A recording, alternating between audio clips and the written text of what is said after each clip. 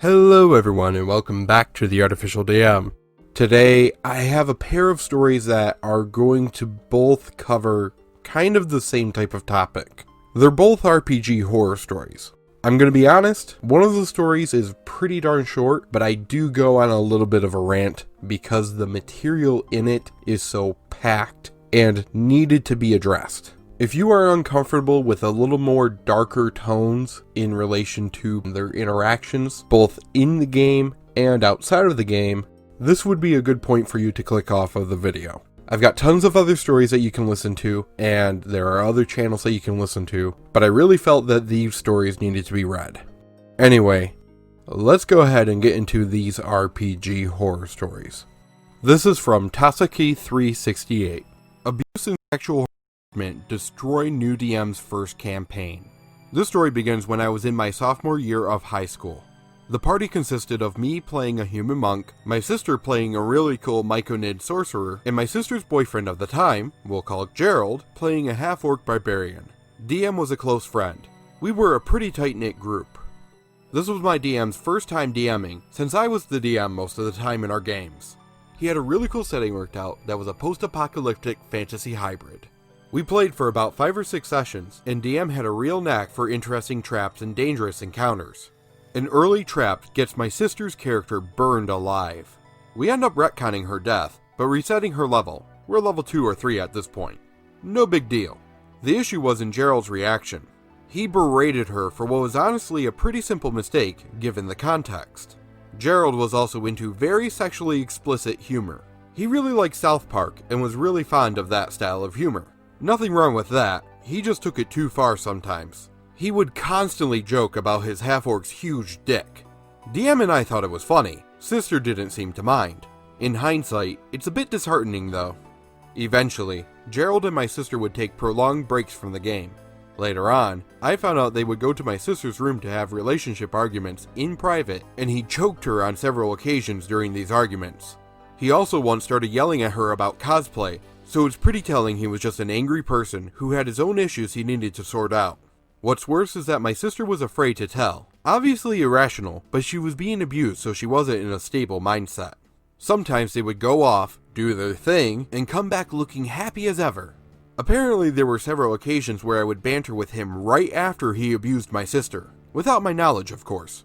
Later on, he threatened to rape her, and that's when she finally broke up with him. I still get angry thinking about him.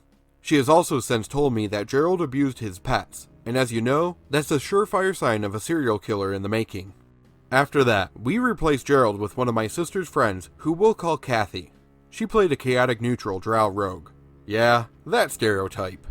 We eventually got out of this big dungeon, where we made a deal with a dragon and he flew us to the top of the remaining human settlement in the world. This is where we met Kathy's character. She had a similar style of humor to Gerald, oddly enough. Constantly talking about dicks and whatnot. She was kind of obsessed with humor revolving around penises, castration, and circumcision. Creepy, right? At one point, she pressed her DM to show her his dick. She jokingly said, "Anybody who doesn't show me their dick right now has a small penis." She stopped the whole game to say this. Eventually she dropped it and didn't start up again for a bit. Apparently she had a thing for DM because she harassed him often, and we only had her for like 2 sessions. Kathy had previously taken an orc's penis as a trophy, as a joke. Eventually, we go to a shop being run by an elderly man.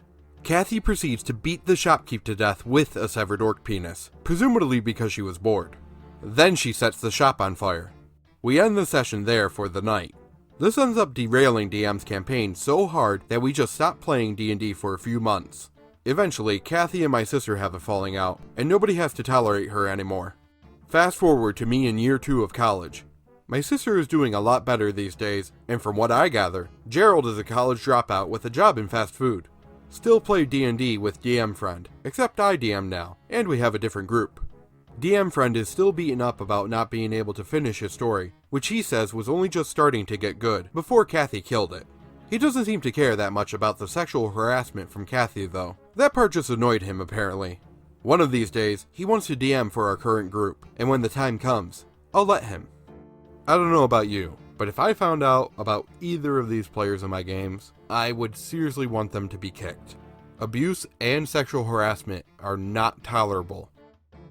We're going to be taking a look at an RPG horror story, but it's not posted over there. Instead, this was posted on the general r/D&D subreddit. This is from Arya Night Kingslayer.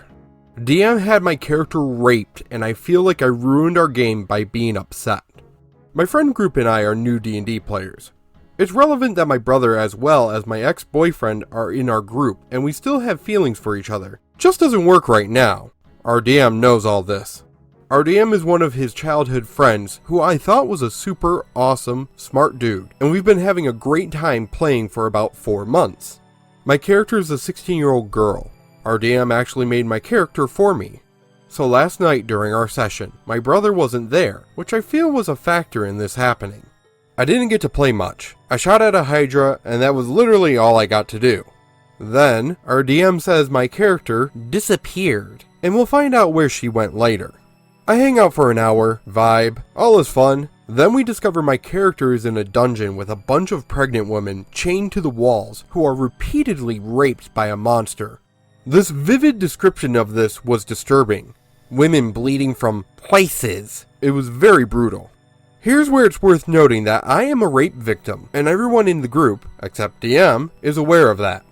I basically just disassociated, zoned out. I didn't want to play anymore, but didn't want to make anyone uncomfortable because I don't think our DM knows what happened to me. Our DM suggested the party kill the women as a mercy killing, and they did that and got me out of there. Oh jeez.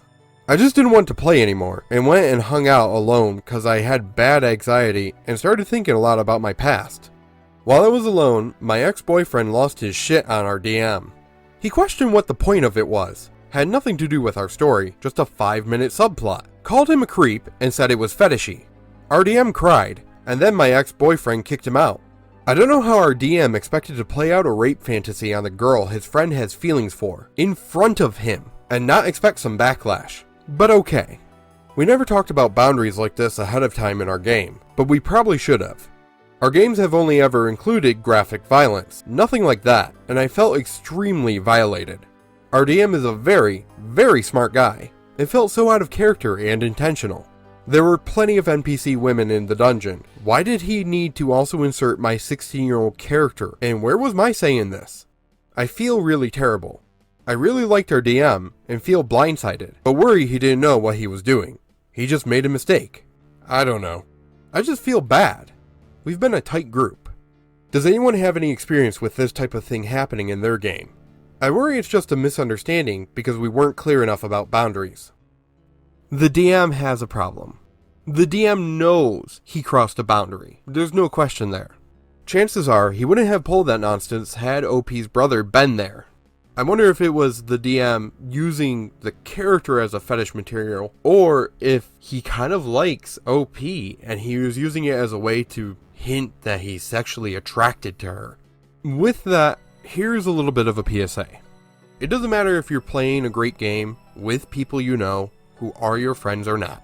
It doesn't matter if you feel socially obligated to go along with something that you're uncomfortable with because you don't want to change the dynamic. No, listen. If you're uncomfortable with something, put your foot down and say, no, this isn't okay.